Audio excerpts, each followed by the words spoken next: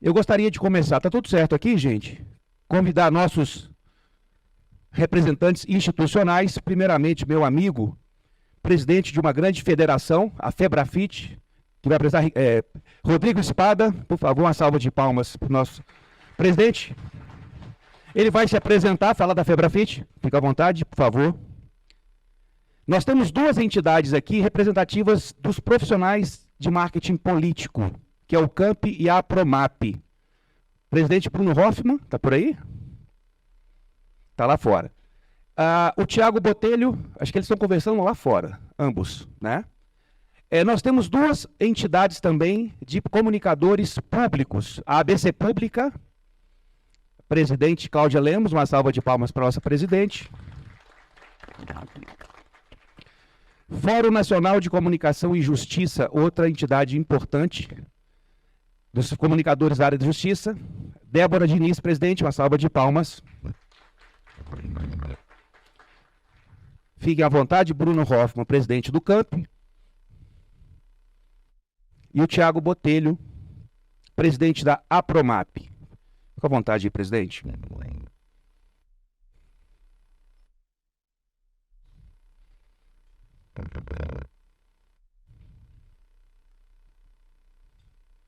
Por favor. Pode sentar, gente, por favor. Não tem formalidade. Tiago, por favor. Primeiramente, eu queria agradecer o convite de vocês, pessoas tão ocupadas, né, que aceitaram o convite para esse debate. A gente meio que tricotou, né, o tema desse debate sobre comunicação estratégica, mas ele pode ser ampliado. Nós teremos mais ou menos 50 minutos para debater. Eu gostaria que cada um de vocês, de uma forma bem breve, se apresentasse a instituição que vocês representam. Nós temos aqui comunicadores, o perfil do público, de 21 estados, entre assessores de comunicação de mandatos políticos, assessores de órgãos públicos, né, de todas as vertentes, executivo, legislativo, judiciário, temos prefeitos, temos vereadores. Então esse é o perfil do público e nós vamos debater comunicação estratégica nos tempos atuais. Eu acho que podemos também debater desinformação, fonte confiável ou não, esse momento que a gente está vivendo. Claro que a ideia não é politizar o tema, mas debater comunicação. E eu gostaria, começando com a Cláudia, que se apresentasse, né, a ABC Pública, rapidamente, para a gente deixar mais tempo para o debate. Eu vou buscar os outros microfones. Bom dia, obrigada pelo convite, Fred. Bom dia para todos que estão aqui conversando. Bom, já que eu estou começando, vamos lá. Meu nome é Cláudia Lemos, eu sou jornalista, sou de Minas Gerais, mas estou em Brasília há mais de 20 anos já. Aqui, atualmente, eu trabalho na Câmara dos Deputados. Lá eu já trabalhei na TV Câmara, na Agência Câmara de Notícias. Agora eu sou responsável pelo escritório de gestão lá da Diretoria de Comunicação e Mídias Digitais e professora no mestrado em Poder Legislativo. Mas aqui eu estou como presidente da ABC Pública. A ABC Pública é uma associação recente, jovem, existe há 6 anos, foi criada por profissionais que trabalham no setor público no Brasil inteiro. A gente tem gente, né, de todas as regiões, temos hoje já 17 regionais nos estados. E nós nos unimos com um entendimento comum do que é a nossa missão de comunicadores no serviço público. Parece óbvio, mas na prática não é tão simples. A gente entende que a nossa missão é fazer uma comunicação centrada no cidadão, né? Uma comunicação pública, que é uma comunicação feita do Estado com a sociedade e que tem um objetivo, eu vou falar rápido, né, para poder a gente continuar o debate, um objetivo que é falar para o cidadão. Então, a nossa missão não é sapecar bem a imagem do gestor, nem muito menos falar para nós, que somos servidores públicos em primeiro lugar. O nosso objetivo é falar para o cidadão. Isso é óbvio, mas não é fácil de fazer na prática, né? A gente tem muitas limitações para isso e a gente faz isso pensando que é a nossa missão ampliar o acesso aos serviços prestados pelo Estado, ampliar a possibilidade de transparência do que a gente faz. Isso é um objetivo constitucional, é uma obrigação. Ampliar a possibilidade de participação do cidadão nas decisões sobre as políticas públicas e também, não é contraditório com isso, né? Cuidar da imagem daquele órgão público, daquela instituição e da legitimidade, pensando, como disse, né, quem estava aqui falando antes, na democracia em primeiro lugar, né? Essa é uma visão, é uma forma de viver a comunicação do Estado como uma comunicação democrática, uma comunicação democratizante, uma comunicação que funcione porque fala para as pessoas.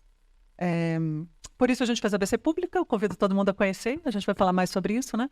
Para se unir em rede, abcpublica.org.br, para quem quiser visitar. A gente está nas redes sociais e o site é a referência, abcpublica.org.br. A gente fez uma associação para ser uma rede mesmo, né? Uma rede de profissionais que querem se apoiar, se capacitar, para fazer um trabalho melhor e para fortalecer essa carreira também. A gente pode falar sobre isso mais adiante. Deixa eu passar o microfone e não monopolizar aqui. Eu queria contextualizar o convite para o presidente Rodrigo Espada, que nós temos aqui 2 comunicadores políticos, digamos assim, 2 comunicadores públicos. O Rodrigo é presidente de uma federação importante, não é comunicador, mas é trazer a visão do gestor, do presidente de uma federação que se comunica, cuja entidade se comunica, e ele pessoalmente tem a comunicação, né, política. A FEBRAFIT lida com a classe política, empresarial, debate grandes temas como reforma tributária. Então, é a visão não do comunicador que põe a mão na massa, mas a visão do presidente. Obrigado, Fred. Bom, primeiro agradecer o convite, falar que é isso mesmo, meu lugar de fala aqui não é o lugar de um comunicador, e sim como a comunicação é um instrumento, um importante instrumento, para transformar a imagem de uma categoria ou de uma instituição. Nós somos uma federação de auditores fiscais, que congrega 26 associações filiadas e aproximadamente 30 mil auditores fiscais no Brasil. E o nosso desafio foi perceber, através de um diagnóstico, que a imagem da nossa categoria era muito enfraquecida. A gente tinha a clara percepção que o reconhecimento social não fazia jus à real importância do nosso trabalho para a sociedade. E aí, com esse diagnóstico, a gente começou a perceber por que isso acontece. E aí a gente foi, na essência, saímos de um polo onde era de oposição com a sociedade, com empresários, e percebemos que todos éramos vítimas de um sistema tributário ruim, disfuncional, complexo. E como nós aplicávamos o sistema tributário, isso impactava na nossa imagem. Impacta na nossa imagem, né? Então, com isso, a gente buscou um trabalho intenso de comunicação, que eu vou trazer aqui adiante, porque aqui é só o momento de me apresentar mesmo, e conseguimos transformar uma categoria que era mal vista, quero crer, como referência nos debates de reforma tributária e outros temas fiscais e técnicos. Acho que é isso para começar, Fred, depois eu escorro mais. Bom dia, pessoal. Primeiro agradecer aqui ao Fred, agradecer a Nani, muito obrigado novamente pelo convite. Sempre um prazer estar aqui no Reboot. Bem, eu sou Bruno Hoffman, sou presidente do CAMP, né, o Clube Associativo dos Profissionais de Marketing Político. A gente congrega hoje mais de 70 estrategistas, criativos, designers, enfim, produtores musicais, diretores de cinema, todo mundo que efetivamente, pessoal de pesquisa, enfim, todo mundo que está nas principais campanhas eleitorais do país. O CAMP foi fundado há cerca de 5 anos, a gente vai fazer 5 anos em março, e o nosso grande objetivo era trazer de fato uma entidade que pudesse congregar esse pessoal, né? Porque tem algumas pessoas do campo, inclusive, que brincam comigo. Falei, Bruno, só de você colocar essa turma toda num grupo de WhatsApp já é um gol inimaginável, porque esse pessoal não se falava, esse pessoal, né, eles, né, vamos dizer assim, existiam muito lobos solitários dentro da comunicação eleitoral, política eleitoral, e eles viam o outro como concorrente e tal, né? E a gente sempre, enfim, a gente sentia que a gente precisava se organizar, né? Então, o nosso objetivo claro, unir a classe, né? Valorizar esses profissionais e formá-los, né? Então, o CAMP, ele, nesses 5 anos aí, a gente tem, dentro da nossa história, a gente tem realizado seminários, a gente tem feito parcerias com o TSE, com o Senado, né? Então, assim, de certa forma, um dos nossos grandes goals, vamos dizer, foi colocar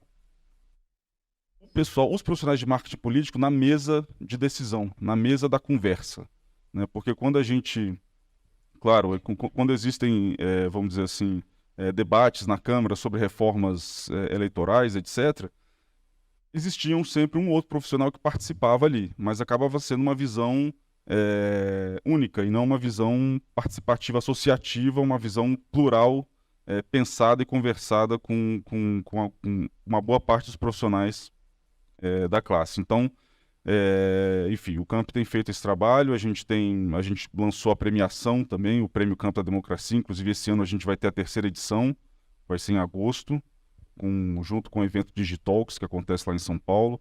Então, para quem esteve em campanha, né, já comecem a organizar seus cases, porque também é essa valorização, né?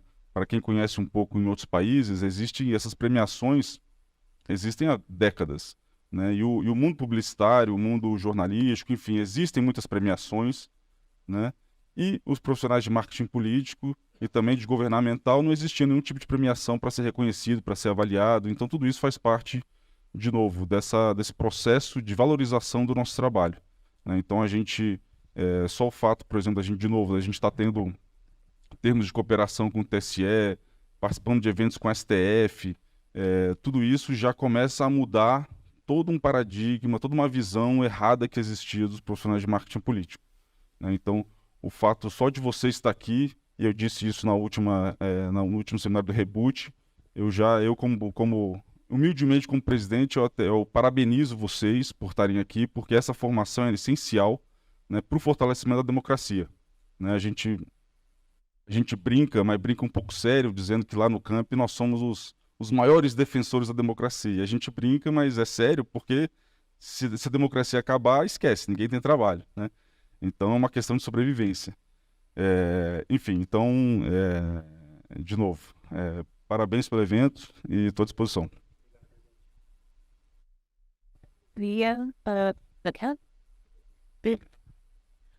Bom dia, bom dia aos colegas aqui do painel. Obrigada, Fred, pelo convite. Bom, eu sou a Débora Diniz, sou jornalista e atualmente diretora de comunicação da Defensoria Pública do Rio de Janeiro, mas estou aqui representando o Fórum Nacional de Comunicação e Justiça, que é um fórum que reúne profissionais de comunicação do sistema de justiça como um todo, né? Então, não apenas do judiciário, né, que são os tribunais, mas também o Ministério Público, defensorias, OABs, associações ligadas à classe também. Bom, o fórum ele tem o objetivo de fomentar ideias, né? Ele nasceu com um prêmio, né? Foi o inverso, primeiro veio o Prêmio Nacional de Comunicação e Justiça, para premiar boas práticas. Então, eu estava conversando com o Luciano, que está aqui, que é o ex-presidente, quem me antecedeu. Como a gente define o fórum? Na verdade, a gente trabalha com comunicação estratégica desde o início, né? Porque já foi com a intenção de premiar essas iniciativas, as boas práticas, as estratégias inovadoras que estavam sendo desenvolvidas pelo país. E a partir de então, a partir do prêmio, nasceu o fórum, né? E anualmente nós realizamos um congresso brasileiro para esses profissionais, né? Que cuidam da comunicação do sistema de justiça, que, como todo mundo sabe, né, faz parte de um braço que, nos últimos anos, vem ganhando um protagonismo que até então não existia, né? Nós tínhamos uma presença um pouco mais discreta, digamos assim, na mídia, junto à sociedade, e nosso trabalho era muito focado ali na prestação de serviço mesmo para os nossos usuários, continua sendo, claro, como comunicadores públicos que somos, né, temos essa preocupação. Mas, para além disso, a gente agora tem feito, e isso tem sido exigido cada vez mais, um trabalho estratégico também de afirmação institucional, de combate à desinformação, né, de mostrar quem somos, para que somos, para que existimos. E, então, isso tem levado... nós temos dispensado muita energia também para essa atuação, né, e que aí, mais do que nunca, a gente precisa ser muito estratégico, para estar atuando também com esse viés, também nessa frente, né? Então, nós aliamos essa prestação de serviço a um trabalho de comunicação institucional muito forte e cada vez mais forte em todas essas instituições que eu mencionei aqui. E bora debater, que a gente está aqui com esse objetivo também. Acho que falei um pouquinho sobre o nosso trabalho e agora estamos aqui à disposição de vocês para a gente conversar um pouquinho e trocar algumas ideias sobre comunicação estratégica, sistema de justiça e comunicação pública. Bom dia, gente. Eu sou o Thiago, sou da Influência Política e também presidente da Apromap. A Apromap talvez daqui seja a instituição mais nova. Nós somos formados basicamente também por profissionais jovens da área do marketing político. Eu acho que a gente tem como principal missão dentro da Apromap acolher essas pessoas que estão entrando no mercado, que através do digital conseguiram uma relevância, conseguiram alcançar cada vez mais espaços dentro da comunicação política, para a gente possa se articular e a gente possa juntos pensar em como evoluir a nossa profissão, que é tão mal falada, é tão mal vista. O CAMP é uma instituição que merece todo o respeito da gente, porque é uma instituição que reúne profissionais que já estão há muito tempo no mercado e que já abriram um caminho enorme. A gente é uma profissão muito mal vista e se não fossem eles, o trabalho que vocês fizeram já, a gente não teria chegado onde a gente chegou na produção de comunicação política como se faz no Brasil. Tão bem feita, a gente não teria chegado se não fosse esse espaço que há aberto por esses outros profissionais. Então, o que a gente quer dentro da Apromap é reunir pessoas, é reunir ideias e cada vez mais conseguir fazer com que a comunicação política no Brasil seja mais forte, e isso significa fortalecer sempre a democracia. Acho que, como você falou, Bruno, não há trabalho para a gente sem democracia. Então é muito importante que a gente se organize e passe a defender a nossa classe, nos entender como classe. A gente é muito discriminado e o sistema legislativo também faz com que a gente passe por situações que não precisem acontecer. Então a gente, como profissional, tem que se reunir e começar a lutar para que, por exemplo, uma coisa que a gente estava conversando ontem, o fundo eleitoral é liberado no primeiro dia de eleição, às vezes o cara vai receber 5 dias depois. Cara, a gente precisa de um planejamento enorme antes para eleger um candidato. A gente precisa fazer com que a legislação mude para que a nossa profissão tenha mais liberdade para trabalhar, preste um serviço melhor para a comunidade, porque, na verdade, o que a gente faz é prestar serviço para a comunidade. Marketing político nada mais é do que você comunicar o que um político faz para a sociedade. E sem essa comunicação não existe democracia. Então é muito importante que a gente esteja aqui nesse momento hoje. Fred, obrigado pelo convite. Obrigado por todos que estiveram aqui. É um prazer estar com vocês. Legal, Thiago. Opa, tá alto esse aqui, né? Bom, se um critério para estar na Promap ser um jovem profissional de marketing político, eu não posso pleitear. Mas você é jovem, né? Eu não posso pleitear. Somos jovens de cabeça. Eu também pareço jovem, né? A Eu até de Promap boné pra fingir. A Promap é uma associação de profissionais jovens do marketing político. Eu não posso entrar nessa associação. Eu também não, então tudo bem. Pessoal, vamos lá. De uma forma bem descontraída, eu não queria ter muito protocolo. Inclusive, o público pode se sentir parte da mesa aqui, já perguntar. Eu acho que algo nos une aqui, que é a defesa da democracia, né? A gente teve ontem aqui o painel do Renova BR, que é uma escola de formação política. Estavam aqui os deputados Camila Jara, é a deputada mais jovem do PT do Mato Grosso do Sul, e o deputado Pedro Ayrara, né, de Minas, que se notabilizou como tenente bombeiro da tragédia de Brumadinho, etc. Defenderam a democracia, o debate foi sobre a questão da democracia. Não é que a gente não possa debater democracia, mas eu queria trazer problemas mais concretos que a gente vive hoje, pegando um gancho da Débora sobre a questão da desinformação. E eu não queria nem falar da questão da desinformação deliberada, da fake news, mas a dificuldade, por exemplo, de lidar na comunicação pública e política com o fato de, hoje, o WhatsApp é a principal fonte de informação do brasileiro, segundo o Data Senado. Então, é preciso, tanto em campanhas políticas quanto na comunicação pública, usar o WhatsApp, que é usado formalmente, mas o cidadão recebe conteúdo o dia inteiro de fontes não confiáveis. Como é que vocês lidam com isso no dia a dia? Quais os desafios e oportunidades? Claro, a comunicação hoje é mais rápida, mais fácil, mais direta, mas, ao mesmo tempo, traz uma questão de fonte, de confiabilidade da informação. Eu queria começar por aí, né? E assim, não tem uma ordem. Podemos debater? Vou começar aqui. Tiago, falar um pouco sobre isso, né? Na política, essa questão da informação. A gente está passando por um momento onde as fake news tomaram conta das formas de comunicação no WhatsApp. Elas sempre existiram, hoje elas só são mais rápidas, né? O WhatsApp e o Telegram e as redes sociais são ferramentas que fazem com que essas informações acabem contaminando muito mais rápido todos os ambientes. A gente tem que lutar para que a gente consiga mitigar esses efeitos. A gente precisa dos checadores de notícia, a gente precisa fortalecer a mídia profissional. É muito importante que a gente entender que é muito fácil abrir um blog e falar qualquer besteira, mas quando eu tenho um CNPJ, quando eu tenho um editor-chefe, quando eu tenho responsáveis por aquilo, Isso nos traz muito mais solidez, porque eu sou responsável com o meu patrimônio se eu faço algo de errado. Então a gente tem que aprender e até educar, acho que faz parte da comunicação política também. A gente educar o eleitor, educar o público, que ele tem que buscar fontes de informação, ele tem que ser crítico. Isso passa por tudo no nosso país, até pela qualificação da educação. A gente critica muito o Brasil, dizendo que o Brasil não tem... a educação é muito ruim. Mas o fenômeno fake news não é só no Brasil. Tem países da Europa que têm educação muito mais fortalecida do que a gente e que passam por esse mesmo tipo de problema. Acho que a gente precisa debater e cada vez mais criar mecanismos para que essas informações sejam... Primeiro, as fontes que disseminam isso sejam opostas e a gente consiga viver num ambiente onde não haja tanta desinformação como há hoje em dia. Vamos seguir com o Bruno, porque aí a gente segmenta um pouco da visão política e depois vai para a visão pública. É possível combater fake news, Bruno, ou é enxugar gelo? Como é que se lida com esse fenômeno que é mundial? A mentira, eu costumo falar que a mais nociva é a junk news, né? A notícia que não é necessariamente uma fake news, mas é um fato distorcido, aumentado, sensacionalista.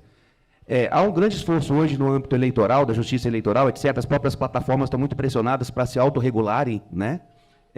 E detectarem conteúdo falso, mas no marketing político, como é que se faz numa campanha para minimizar as fake news, já que impedi-las é impossível? Não tenho dúvida, acho que hoje a principal ameaça mundial, né, a gente pode falar do Covid que estava ou ainda está aí, a gente pode falar do meio ambiente, a gente pode falar, né, de tensões em Taiwan, se China e Estados Unidos vão entrar em guerra ou não, mas a desinformação é a maior ameaça mundial. Assim, enquanto a verdade deixou de ser verdade, né, e a mentira, né, passou a ser verdade, né, tudo está questionado, tudo, né? Então, assim, enfim, no marketing político, né, já há muito tempo, né, existe uma série de estratégias, de táticas, né, é muito comum agora, né, a gente já monta um site, combate a boatos, combate a fake news, né, as agências de checagem nunca foram tão importantes no país, enfim, então, é volume de informação, né, assim, então, assim, é um problema realmente que está todo mundo tentando achar uma solução para isso. Eu acho que a única solução, de fato, é uma solução a longo prazo, que é o processo de educação no país, né? Quanto melhor educada a pessoa é, do ponto de vista de formação, teoricamente, né, menos suscetível ela está a fake news, porque ela entende, ela sabe quais são os principais meios de informação, ela sabe de informação, perdão, então ela sabe, né, e mesmo assim, né, como você pontuou, né, às vezes não adianta, né, quando uma pessoa está dentro de uma determinada bolha, não interessa se a Folha de São Paulo, que é um dos principais né, enfim, jornais do país, falou, porque ele ainda acredita que aquilo é fake news, ainda se vê, né, claro, a gente entende a questão editorial, exato, né, então, de novo, né, o que você falou com relação a pegar pequenos trechos e distorcer aquilo para uma outra... Então, assim, é complicadíssimo, não tem muita saída. É formação, as pessoas entenderem, conseguirem diferenciarem, as pessoas entenderem que aquilo... Fazer processo de checagem para ver se aquilo... Acho que todos vocês aqui, em algum momento, talvez sejam talvez um fiscalizador nos grupos de família, né? Onde às vezes a mãe, o sobrinho, não sei o que, fica mandando porcaria, você vai lá e fala assim, cara, isso aí é de 2020. Cara, isso aqui, olha aqui. Né? E mesmo assim a pessoa ainda fica brava com você, falando, mas... Né? Então, enfim, o caminho que eu vejo é a questão de educação, é longo prazo, não tem muito para onde fugir. É muito claro o impacto da fake news no mundo político e na comunicação pública, né, essencialmente, e do terceiro setor, já que o presidente Rodrigo representa o terceiro setor. Vamos com a Cláudia e depois com a Débora aqui. Tá bom, vamos lá. Bom, eu vou tentar complementar o que já foi falado. É claro que a gente precisa de educação, a gente precisa de educação midiática, né? O pessoal que estuda a agência de checagem, que trabalha com isso, já chegou nesse ponto. As próprias agências de checagem estão montando projetos de educação midiática. Não adianta você ficar só checando, porque a gente já tem pesquisa que mostra que as pessoas não confiam na checagem, né? Elas nem leem aquilo. Então, lá vamos nós para a educação midiática. Mas eu penso que, do ponto de vista da gente que trabalha no setor público, tem outras coisas importantes de dever de casa para fazer, além dessas, né? Não substituem. Por exemplo, por que as pessoas perdem a confiança no setor público, né? Vamos pensar lá nos motivos mais profundos. porque o Estado não diz nada para elas, né? Porque elas não são atendidas por aqueles serviços, porque elas não confiam, né? E se a nossa comunicação, é claro que a gente não substitui o serviço. Se não tiver o serviço, né, gente, não adianta a gente fingir que tem, porque as pessoas não são tolas. Mas se a gente tem os serviços, a comunicação do Estado, ela precisa ser uma comunicação que tira a gravata, desce do pedestal e fala a língua que as pessoas entendam para chegar essa informação para elas. Bom, a gente está falando de idade aqui, né? Eu já tô velha. Tem coisa que, assim, eu não faço TikTok. Sinto muito. Cadê Rubiane? Rubiane tá aí. Eu não faço TikTok. Não dá. Mas, assim, a Câmara dos Deputados, o Tribunal Eleitoral tem obrigação de fazer TikTok. Tem obrigação de traduzir aquela notícia que está lá no portal, que uma pessoa da minha idade escreveu, numa linguagem que chegue para os mais jovens, que chegue para os menos escolarizados, que chegue para quem só consome notícia pelo WhatsApp e pelo TikTok. Não dá para a gente fazer de conta que é a obrigação da pessoa entrar no site da Câmara dos Deputados para ver a fonte primária e a informação correta, né? Não dá. A gente tem a obrigação de fazer TikTok. A gente tem a obrigação de fazer linguagem simples, né? E por isso, na BC Pública, a gente se preocupa tanto com capacitação. Tem que pegar lá o sujeito, que nem eu, que estudou 30 anos atrás, e falar assim, hello, aquilo que você aprendeu, dá para simplificar agora? Dá para falar de um jeito, né, mais fácil?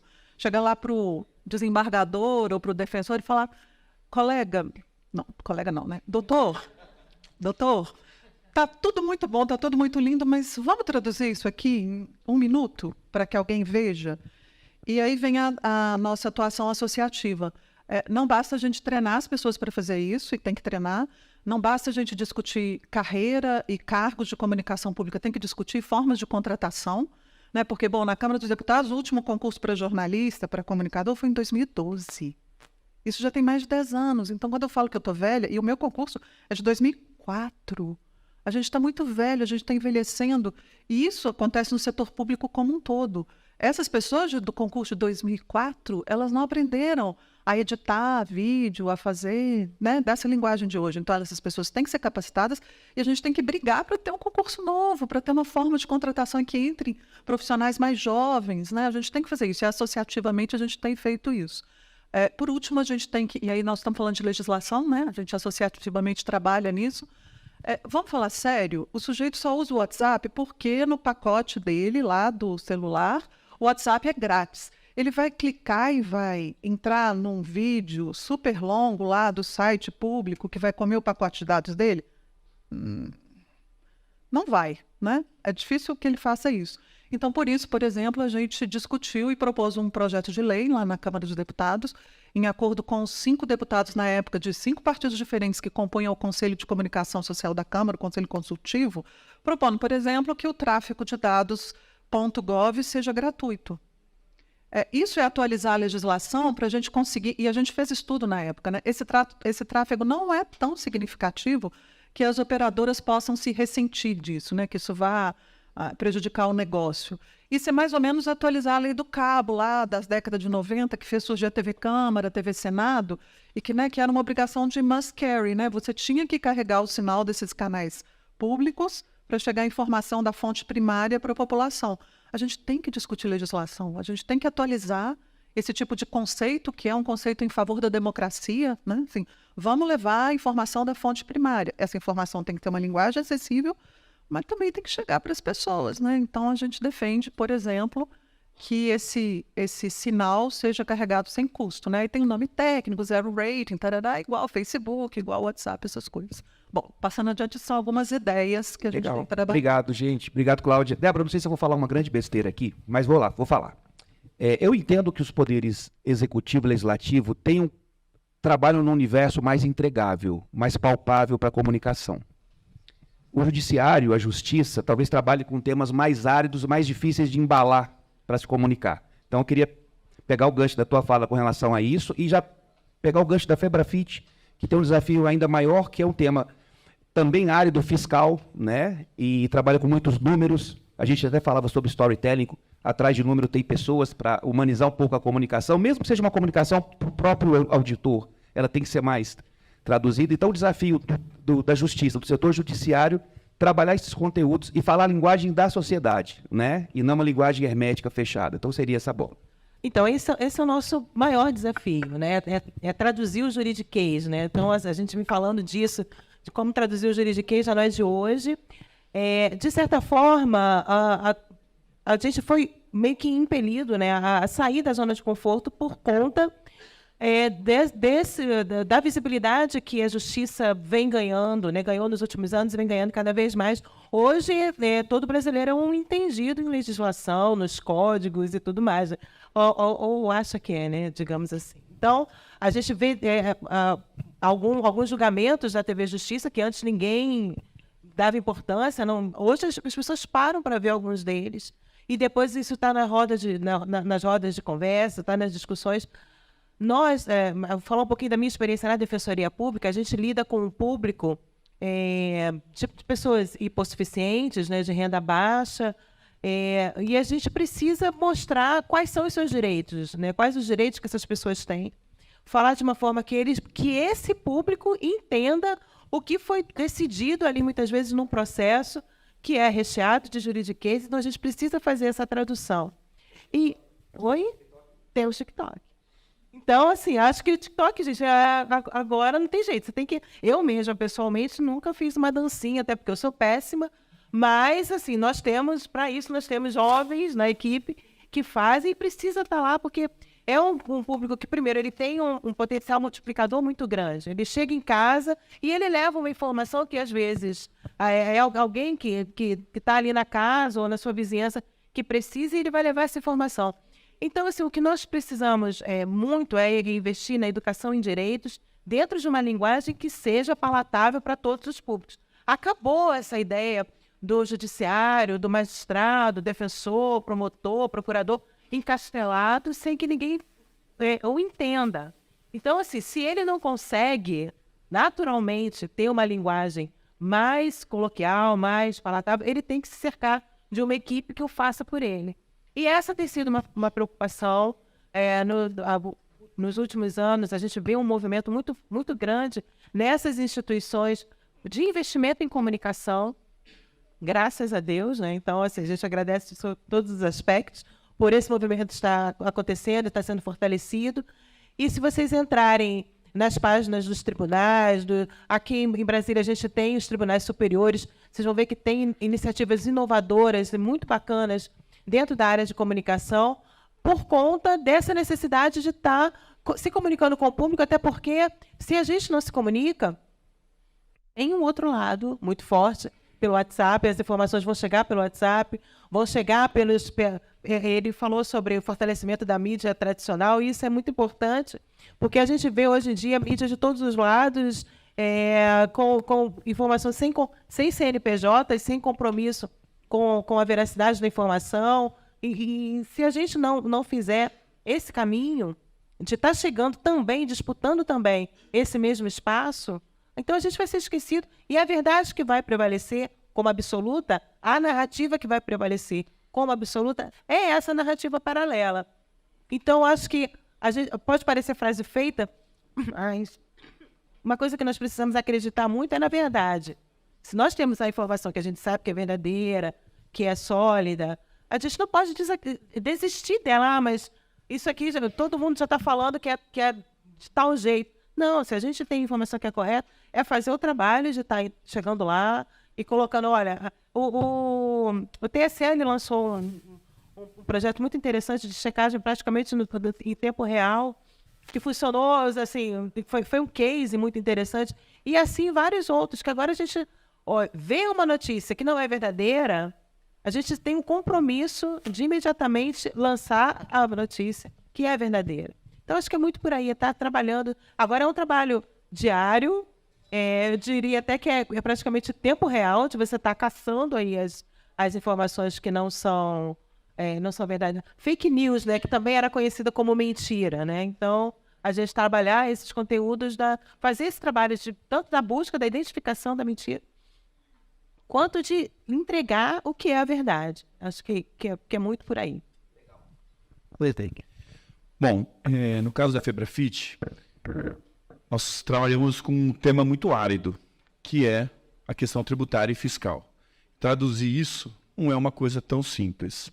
O que a gente fez, né? São várias ações, mas uma delas foi trazer a Francisca, que está aqui, como a principal gestora da Febrafit. Ela é jornalista e hoje ela ocupa o cargo de principal gestora da nossa entidade e um contato direto com a presidência. Não tem um dia que a gente não se fala e tem que ser muito rápida as respostas, porque a informação hoje corre muito rápido. Então, esse diálogo direto com o pessoal da comunicação, toda a equipe, facilita muito. Além disso, a gente só combate desinformação com informação confiável. Nós montamos dentro da Febrafit uma comissão técnica, porque são muitos temas e é muito complexo, então não tem como uma pessoa saber tudo. Então a gente montou uma comissão com 15 membros, com auditores fiscais do Brasil inteiro, que ficam analisando as pautas, ou criando pautas de interesse da Febrafit, tentando pautar o debate, ou rebatendo desinformação. Então, acho que essa é uma questão relevante, a gente se tornar uma fonte confiável de informação. Depois a gente percebeu que a gente não podia ter um posicionamento hermético, ensimesmado, fechado. Então, a gente foi procurar outros atores desse debate e trabalhar em rede.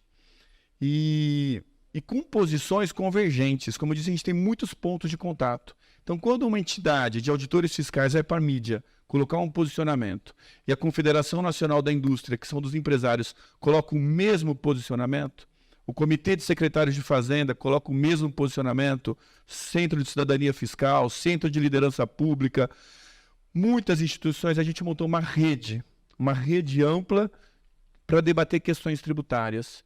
Então, às vezes a gente solta comunicados com logomarca de todas as entidades, essas demoram um pouco mais, porque o processo de governança é difícil de aprovar e chegar numa redação que contemple a todos.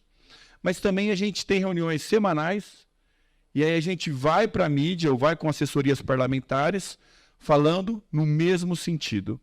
E aí várias entidades falando no mesmo sentido, fortalece muito o posicionamento. Outra questão que nós fizemos também é entrar no debate técnico, né? Promover congressos, seminários e trazer a mídia para falar conosco. Trazer a mídia para esses eventos. Então a gente faz um congresso luso-brasileiro, traz pessoas da Europa para debater o tema tributário e a gente procura estar no estado da arte, né? Trazer o que tem de mais moderno. Isso também nos cacifa para o debate. A gente está falando um posicionamento técnico que é o mesmo da OCDE, é o mesmo do BID, do Banco Interamericano de Desenvolvimento. Então isso traz uma credibilidade muito boa para a nossa instituição. A questão da educação que foi dita. Nós temos na Febrafit o Prêmio Nacional de Educação Fiscal, que já completa 10 anos. Esse ano foi na Embaixada de Portugal. Então a gente está fomentando e promovendo o debate de educação fiscal nas escolas, nas instituições, na imprensa, são várias categorias, tecnologia. Então, a gente quer mostrar a importância, a função social do tributo, para que aquele debate raso, rápido, superficial, em redes sociais, de vilanização do Estado, vilanização do servidor público, vilanização do tributo, não prospere. Então, esse ano tiveram mais de 300 escolas inscritas no Prêmio Nacional de Educação Fiscal, acho que em 25 estados do Brasil. E nós tivemos a honra de ganhar também, na Câmara dos Deputados, o Prêmio de Fiscalização e Transparência. A Febrafit foi agraciada pelos 10 anos do Prêmio Nacional de Educação Fiscal. Quem mais? De ações aqui, Fred, para concluir. Treinamento continuado da nossa equipe. Então, a gente fez um curso de Media Training com o Fred Pirillo para os porta-vozes das nossas entidades. Então, todos têm um curso de Media Training que, se precisar de alguma declaração, fazer alguma reportagem, ou rebater uma fake news mesmo com o celular, rapidinho, em qualquer lugar que tiver, o pessoal está preparado, os porta-vozes, os diretores, os dirigentes das entidades filiadas à Febrafit.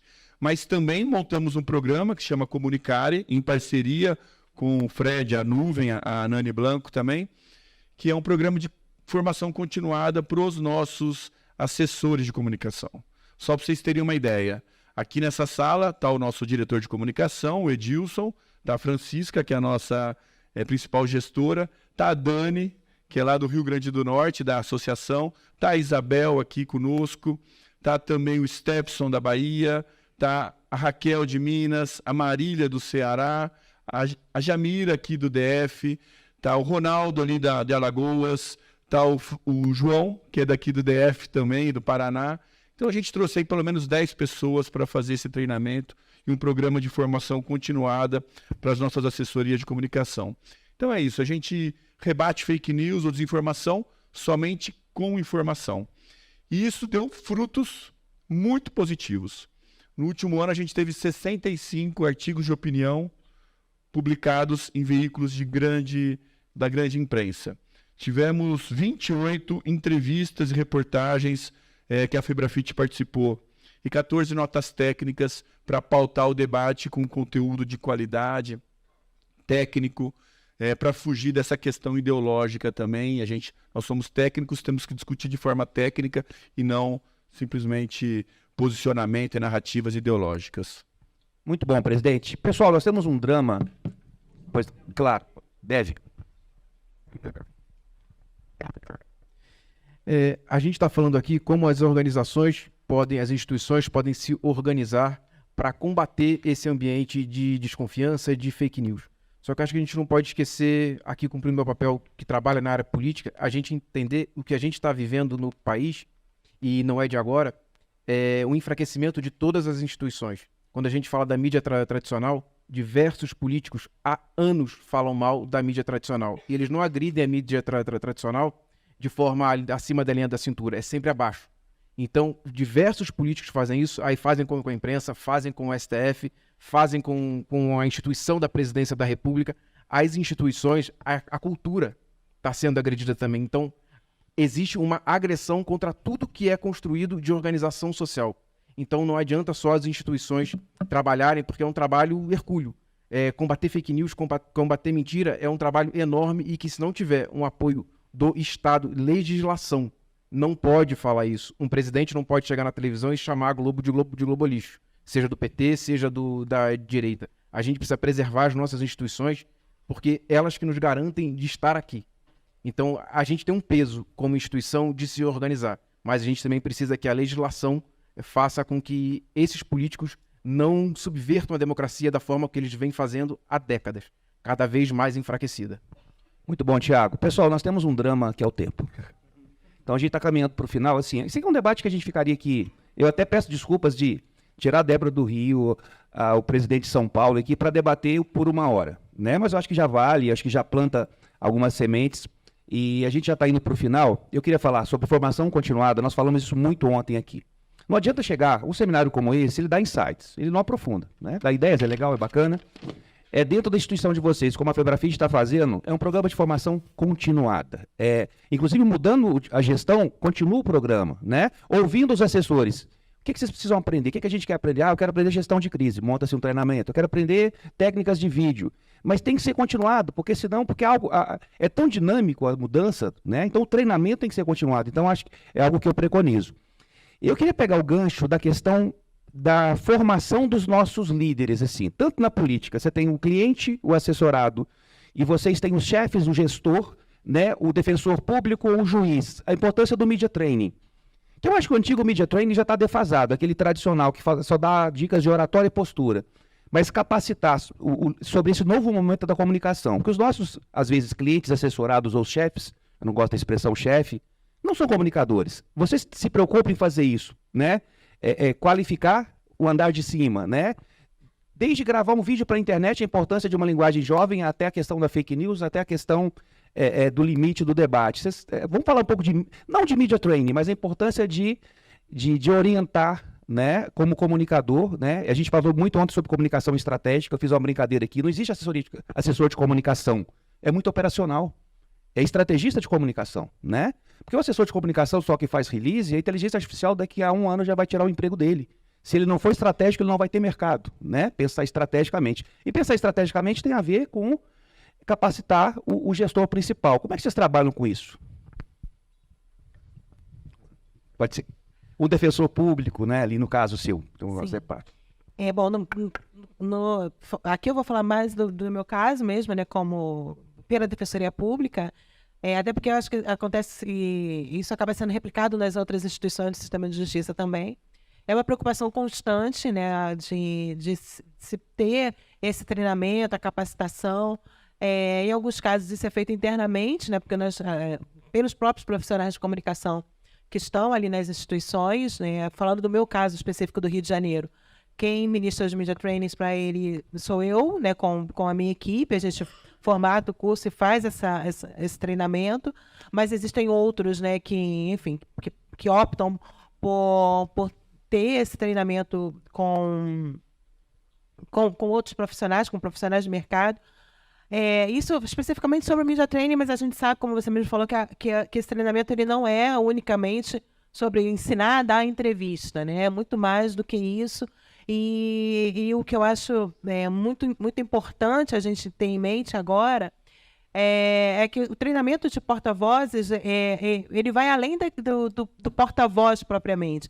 Ele tem que ser institucional. Porque hoje todo mundo, mesmo que não seja numa entrevista para televisão, rádio, ele se comunica de alguma forma, ou pela rede social. E eu falo, quando faço esses treinamentos para os defensores, que não é apenas para o defensor que dá entrevista necessariamente, mas para todos eles, é que ele passa então um sobrenome, né? Que é fulano de tal da Defensoria Pública. Então ele tem que saber que tudo que ele posta, tudo que ele comunica publicamente, vai ter um impacto na instituição.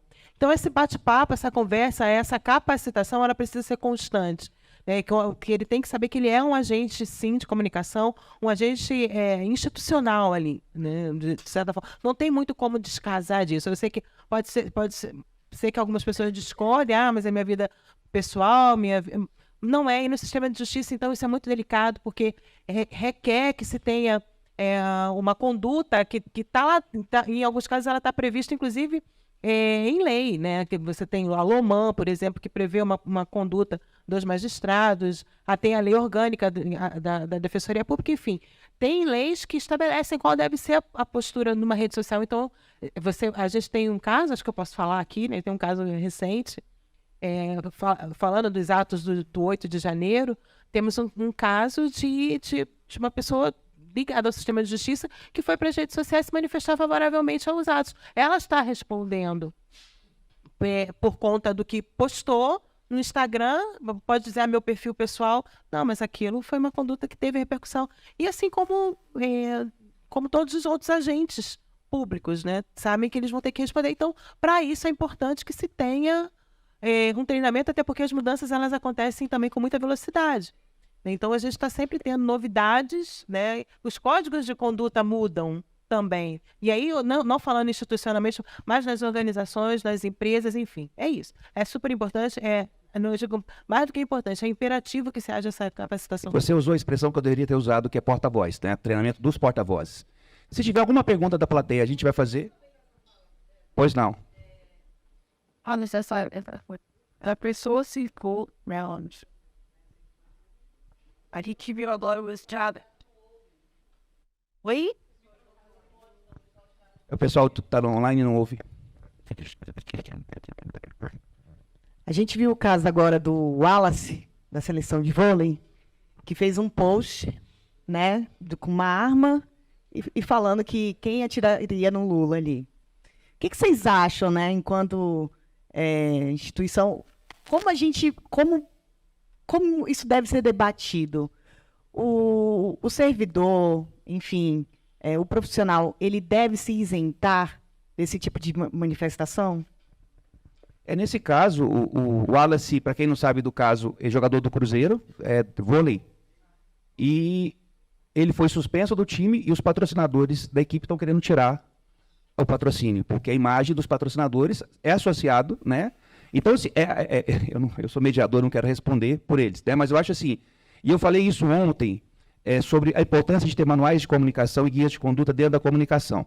A Prefeitura do Rio tem um manual bem bacana. É que a mesma coisa se pegar alguém da instituição, alguém da Febrafite, que fale mal de alguma coisa, isso deve ser uma conduta, uma coisa interna, sabe? Como é que a gente leva isso para o debate? Eu acho os limites da vida pessoal, assim, o servidor público. Mas a minha vida pessoal, eu posso postar no meu Instagram o que eu quiser. Não, mas está lá na sua bio, servidor público, servidor da Prefeitura do Rio.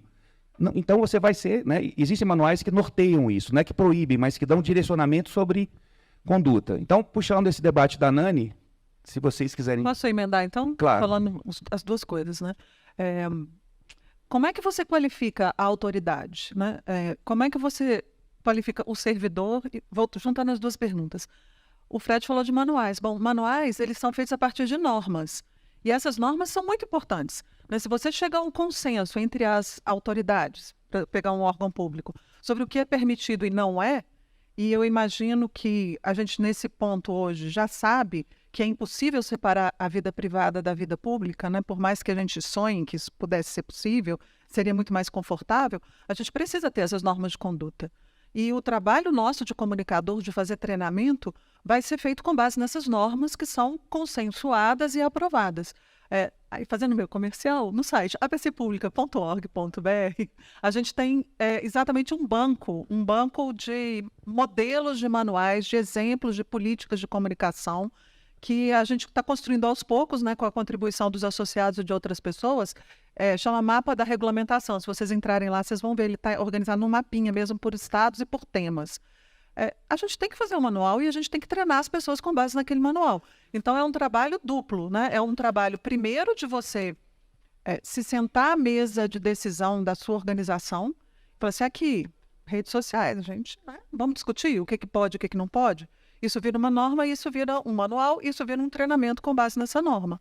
Tem que treinar as pessoas, tem que convencer as pessoas de que... Porque isso é uma coisa muito doida, né? A pessoa acha que é normal, ela acha que ela pode, né? Ela acha que não é crime, ela acha que está legal. Então, a gente precisa criar novos consensos em benefício da legitimidade das instituições nas quais a gente trabalha, ou a imagem delas fica muito difícil de defender, e em benefício da democracia, né? Que é a conversa que a gente está tendo aqui o tempo todo.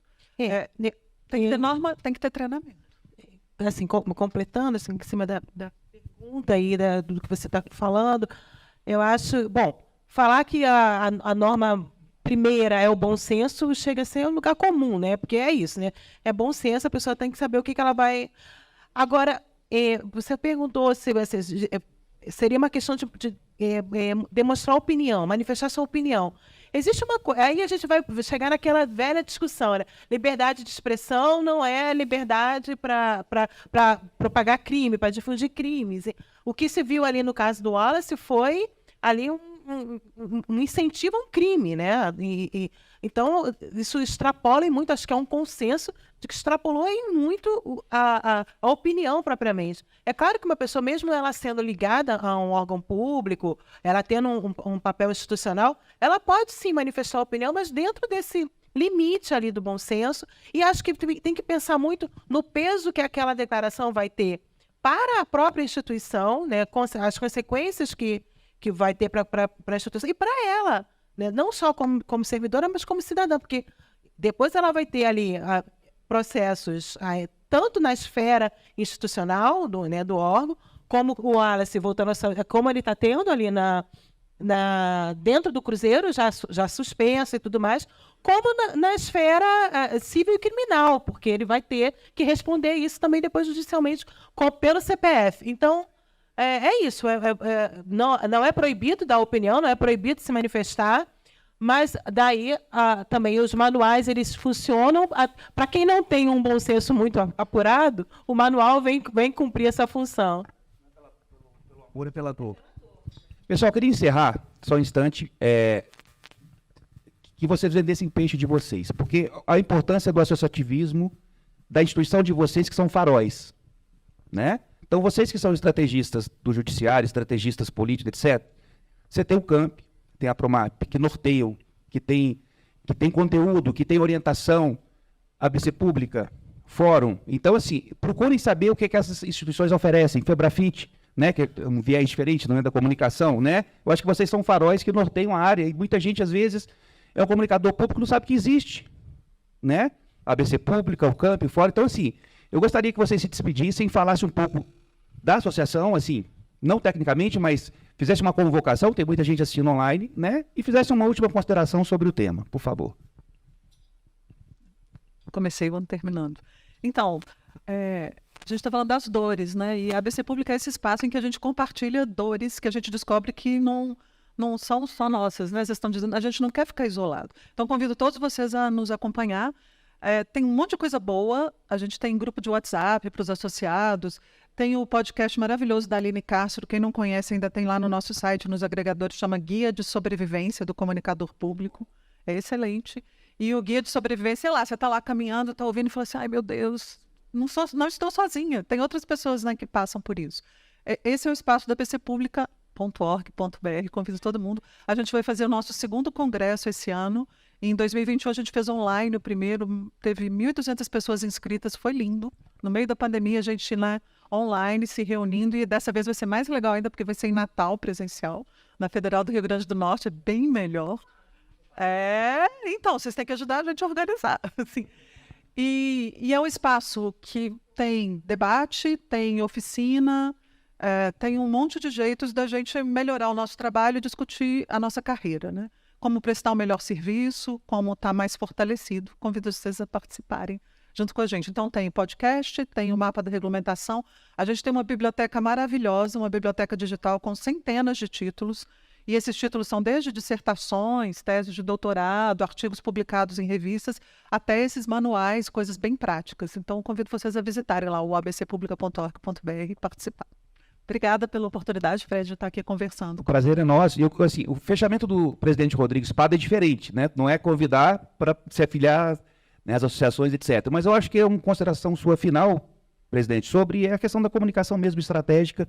A Febrafite, eu falo porque eu acompanho de perto, ela entende a comunicação como estratégica e não apenas operacional. Fizemos isso, vai e divulga, não. Comunicação tem assento à mesa, pensa cenários, antecipa crise, etc. Então, acho que o seu encerramento é para referendar isso, né? A importância da comunicação como estratégica e não apenas como operacional dentro da sua organização.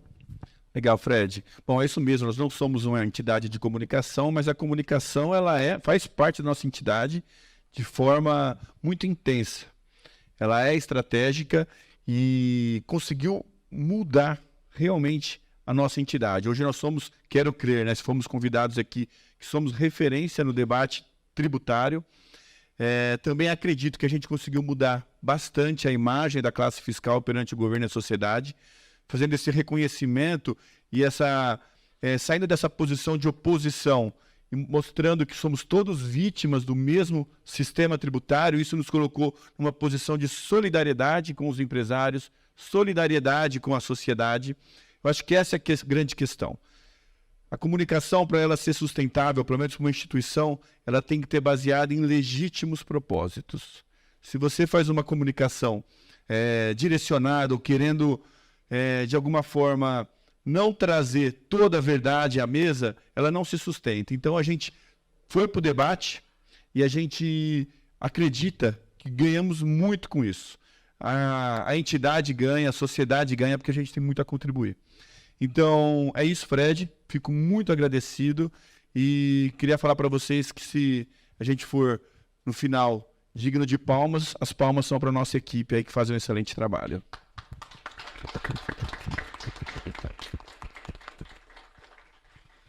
Bem, pessoal, de novo, muito obrigado.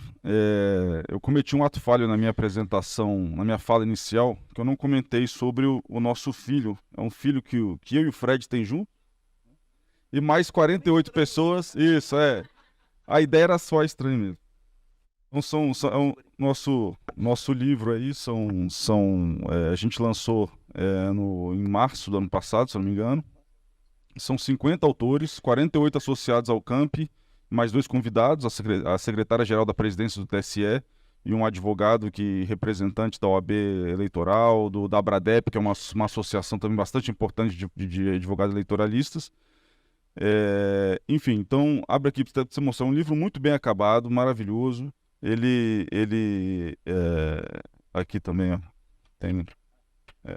E, enfim, ele tá à venda na Amazon, tá? As informações que eu tenho da editora aqui tá acabando, a gente vai ter que reimprimir outro. Então, aqui em Brasília, a Nani falou que tem no Iguatemi, né?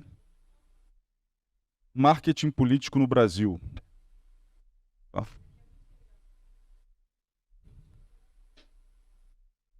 Muito legal. Isso.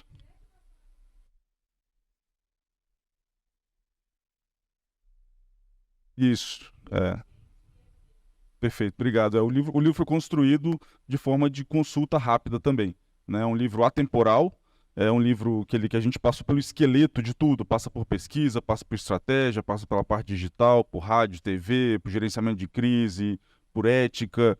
Então, é um livro de consulta atemporal, está disponível. Trouxe outros exemplares aqui para os meus colegas, já entrego para vocês todos aqui. E está disponível, de novo, na Amazon, aqui em Brasília, na livraria Leitura no Conjunto Nacional e na Travessa do Iguatemi também. Enfim, finalizando sobre o Camp, o nosso site é campbrasil.com.br. Trouxe um último aqui para o Fred e para a Nani sortearem, né? Boa sorte.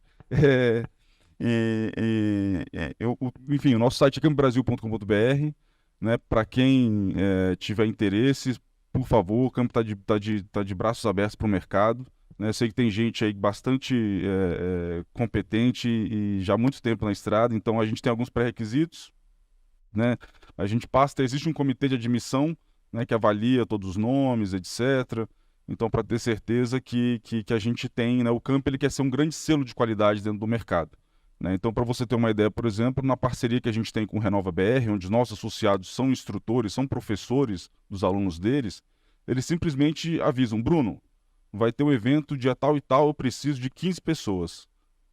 Eu coloco no grupo, pessoal, o Renova BR está precisando de 15 pessoas, os primeiros que se inscrevem são professores. O Renova BR ele já entende que se ele é do Camp, ele é competente para dar aula para meus alunos. Né?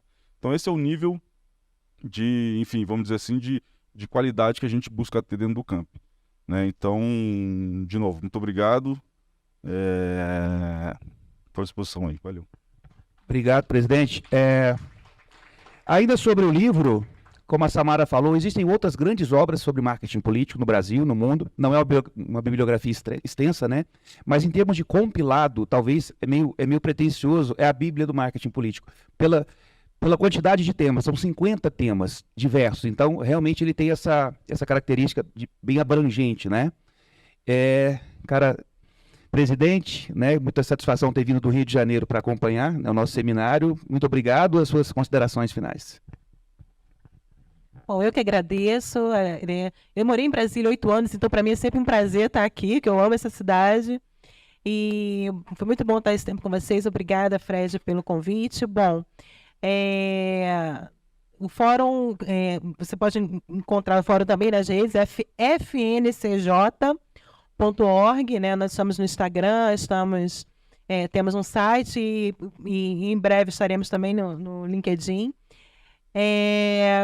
Que tem o objetivo, como eu falei, o que o próprio nome sugere, é ser um espaço de troca de ideias. Né? Então, a gente vem fomentando o debate, a discussão, e em muitos casos a gente se consulta, né, para saber o que fazer diante de determinados temas.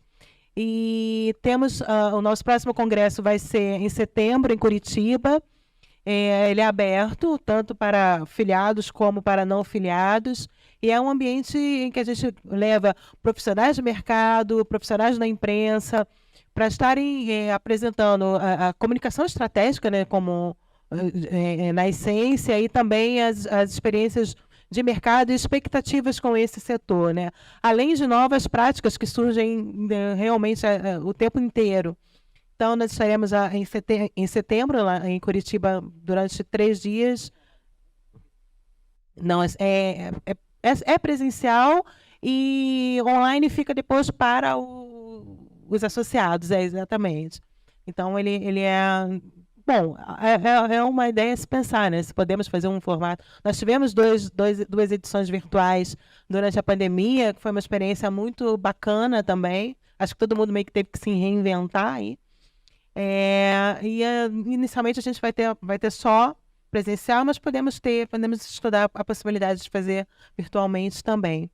E é isso, estamos lá nos tribunais, defensorias, ministérios públicos, fazendo comunicação, e é muito bom ter essa troca. Se alguém quiser estreitar, aprofundar mais, a gente está disponível também para responder, para conversar, e é isso.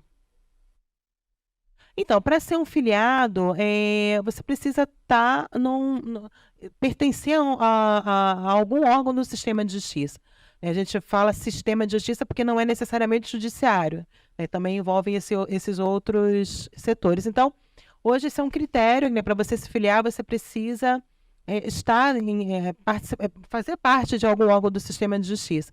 Mas nós também temos atividades que são para não filiados, né? Então, você também pode, qualquer profissional de comunicação, né, como nós temos aqui, pode participar de atividades que nós realizamos e que são, digamos, extra classe.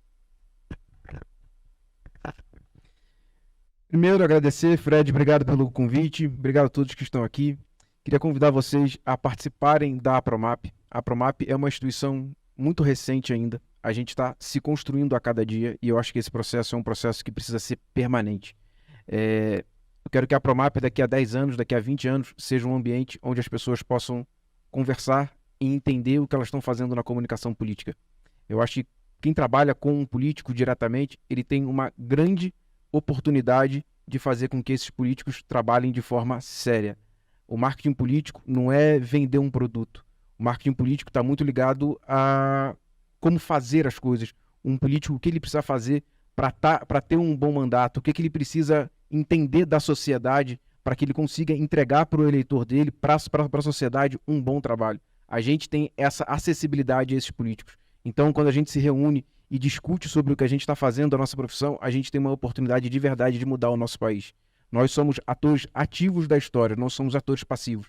Então, é muito importante que a gente se reúna, que a gente converse, que a gente debata sobre o futuro do nosso país, o que a gente quer. Nós temos a grande capacidade de influir em muitas pessoas e nessas pessoas que comandam o nosso país. A gente tem a obrigação de trazer essas pessoas para o centro democrático, a gente tem a obrigação de fazer com que essas pessoas tenham um olho atento para a sociedade, para saber os problemas que estão acontecendo.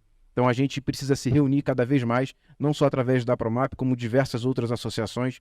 Enquanto a gente se organiza socialmente, a gente cresce enquanto país. Eu acho que essa é a nossa missão. A APROMAP está de braços abertos para receber todo mundo num ambiente de debate, onde a gente possa contribuir mais e mais para o nosso país. APROMAP BR, se eu não me engano, no Instagram, e apromap.com.br, lá também tem as redes sociais que vocês podem acessar, conhecer um pouquinho mais a gente. Venham, entrem, conversem, não precisa ser um associado, mas você pode estar dentro nesse ambiente de pensamento. Fechado? Obrigado mais uma vez.